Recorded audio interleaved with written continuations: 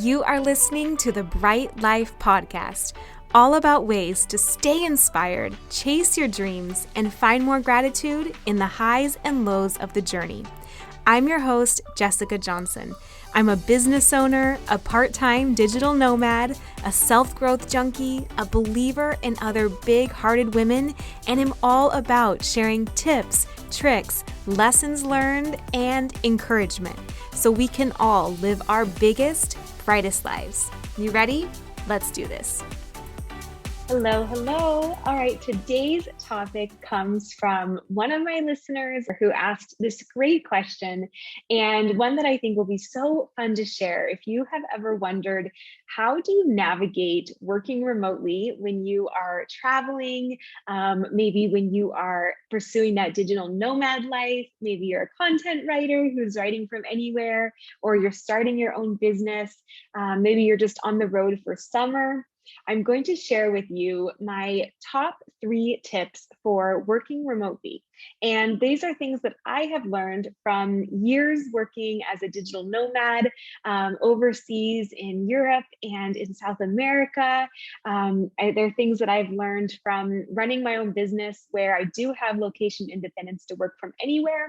And so I've had to really structure my days to still be productive, right? But get to go out and feel like I'm making the most of whatever city that I'm in. So if you don't know me yet, my name is Jessica Johnson, and I mentor writers in how to become freelance content writers and go build profitable businesses. So if you are just starting out in the world of writing, I can teach you how to write and how to learn content strategy. And then I can also teach you the business building side. And that's based on everything that I've learned in building a content agency, in building my own freelance business, and having been on the inside of corporate America, hiring writers, and then on the outside, having to actually go and test what works to build a business myself. All right. So I'm going to bring all that to the table for you today, and I hope it's really helpful and serves you. So the first thing that really, really helps if you are working remotely or on the road is to stick to some kind of work schedule. So for example, for me, I've always been pretty consistent around that 9 to 5 schedule. So it might shift a little bit depending on the time zone or what's going on, week to week. But I pretty much am always Monday through Friday, 9-ish to 5-ish working, right? Like I'm working on my writing projects, I'm interfacing with clients, I'm taking calls, I'm sending edits in, things like that. And what that really does is it just helps you feel like it's not this Groundhog Day on vacation of never having any set schedule, right? It becomes really hard to work if you get out of your routine.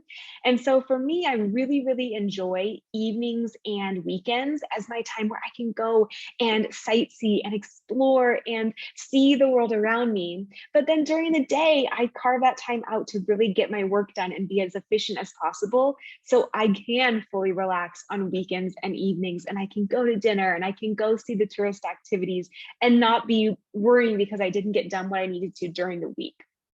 So that's the first thing, is like, even if you are just taking, a long weekend, it just helps if you have Thursday and Friday to kind of work in the hotel or in your Airbnb or at a cute coffee shop or co-working space. It can feel really good to be productive for that time and then fully enjoy your time off after that, right? So that's kind of the first thing that I always think about. And your hours can be different. So as my business has shifted, it hasn't always been this 8 to 9 hour, or sometimes even more in the beginning. It might be less, but whatever it is for you, go ahead and designate what hours do feel like your best working hours. Maybe it's morning, maybe it's around lunchtime at a coffee shop, maybe it's afternoon or once everyone's gone to bed. And whatever it is, just be consistent with that work schedule. All right. So that's the first thing, stick to a schedule. The second thing is to definitely plan activities on those evenings and weekends, and maybe even on a Friday, right? Like maybe even take a day off every single week or once in a while if you can get your work done efficiently on the other days. What this really helps with is making sure you're still getting out and seeing a place that's around you. right? So for example, when I was working in Barcelona, I would go to a co-working office Monday through Friday. And then I would go in the evenings and I would go to the tapas restaurants, or my husband and I would go and do like an Airbnb experience or some kind of tour around town. We might even, do like the afternoons doing that, right? But we were working during the day so that the evenings could be our kind of fun time to go and explore.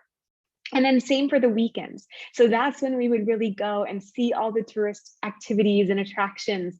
And we would take the full weekend off to really just to the most that we could see, as much as we could see. Now, this is different. The caveat that I'll give is this is a little different if you are truly on vacation, right? Like this is really speaking to people who are trying to do the dance of working and living in a place. When I'm on vacation, I'm really on vacation, and I try and set that boundary. And I might have to check an email here and there, or just make sure things keep moving, make sure there's no issues, and all my clients are fully served. But when I'm on vacation, I try and separate that. So this is really for those times when you are out in the world trying to get your work done. All right. And that's when I really recommend you have your evenings or your weekends to the fullest. A third thing that really helps and it speaks to that note, is one of the practices that I've had forever that really, really helps me and hopefully can help you too, is every day at the start of my day, I make a list of what I want to get done that day. And for me, this is really helpful because I do make a pretty robust list, but my thinking is if I can get through that list sooner, then I can end my day a little sooner. So it really teaches me to work very efficiently and to try and even get through a few main things by lunch, right? Or a few main things by afternoon. And if I can get through that list sooner, then I can go out and go explore a little bit sooner. And so that really helps me when it comes to evenings, that if you get done by 3 p.m., maybe you get out a little bit early and you go see something at 3 p.m., right? Or if you get your work done Monday through Thursday, and that was what you really set out to do for the week, maybe you can then take Friday off and you can go do a little extra sightseeing. So those things really kind of help me do the balance. And then one that I would recommend, regardless of whether you're working remotely or wherever you're working, is to play with your natural rhythms and energy levels. So for example, for me, I really try and get the hardest things done earliest in the day, because I just know then it's not going to be hanging over my head, that I'm not going to be dabbling with, or risking my energy failing me around 2 p.m. I'm not going to get distracted. Something else isn't going to come into my day. So that is another thing that really serves me, is instead of shying away from that gnarly thing on your to-do list, doing that first in the day, because you would just be amazed how fast you get through the rest of your list once that thing is done. It's like almost having it on your list and hanging over your head is so much worse than just getting it out of the way, because all of a sudden you will have all this leftover energy for those small tasks that you can just knock off one after the other. And you'll be so amazed how you got through like 10 things that day. All right. But you have to do the first hardest one, most important one first. And that'll really move your business forward as well. All right. So those are things that help me. I would be curious to hear what helps you as well. But for me, I think the biggest things would be sticking to some kind of work schedule, and you determine what that is, when it is, how long it is, but really having that be a consistent part of your work week. So you feel like when you travel, you aren't losing momentum and you aren't really giving up any work days. You're just working from somewhere else. I think the second thing is planning those activities, evenings and weekends, and really making the most of them, right? Like you worked hard all week to be able to have a few days off or a few hours off in the evenings. So get out and go feel like you went and saw the place that you're in. Then you're not going to feel like you just worked through an experience somewhere, but you're going to feel like you really made the most of it. So look for those dinners, for those tours, activities, tourist attractions, and go fit as many as you can in on the nights and weekends, and you'll wake up feeling so fulfilled for work the next day as well. The other thing is to then also make a list when you start your day of what you can get through try and list what you'd really get through in a full, like one of your best days, and then race the clock to get through it and reward yourself if you do. Go out and get a coffee a little early, go see another part of town, go on a walk somewhere different. And that can really help just really create good habits around working efficiently and being streamlined and productive when you are working, so that you can go and enjoy your life and wherever you are when you're not working.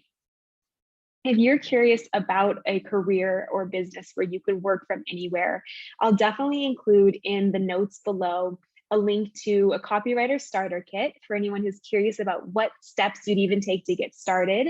And in there, you can find out more about my program, which is where I teach on one part people how to write and learn content strategy. And then as they're learning that, they're also learning the business building side of how to get clients and pitch and do all the businessy type of things, right? To scale a profitable freelance business that gives you the freedom to work from anywhere as your own boss with total schedule freedom. So again, I'll share more of those below this, so check that out. But I hope these give you some ideas for the next time you are on the road, being able to do your job working from anywhere, and just also remaining productive for your clients, for yourself, and for your ability to go out and then make the most of wherever you are. If this episode resonated with you, I have 2 things you are going to love. One is a Bright Life workbook full of practices you can use to get clear on what your version of your brightest life looks like and fearlessly move towards it every day.